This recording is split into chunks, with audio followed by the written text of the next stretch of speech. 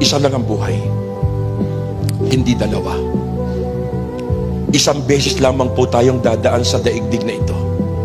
Hindi na tayo babalik. Pero tiyakin mo na sa pagdaan mo sa mundong ito ay nagkaroon ng pitak sa puso mo si Kristo, sapagkat tinitiyak ko sa iyo, kapag tayo binawian ng buhay at wala po ang Panginoon sa buhay natin, doon sa libingan pupuntahan natin, wala nang paglilingkod. Sa lang ang buhay, life is short, kapiraso lang. Mga kapatid, lahat tayo may haharapin after physical death.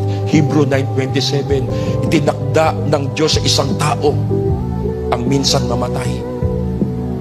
Pagpikit natin, pagpantay ng paa, pagdilat natin, nasa harap na tayo ng Diyos. Ano mukha ihaharap mo? Harap tayo sa Diyos face to face, eyes to eyes. Kung dito wala kang ginawa sa Panginoon, di ka naglingkod sa Diyos, ano mo kaya harap natin sa Panginoon? Binili tayo sa malaking halaga.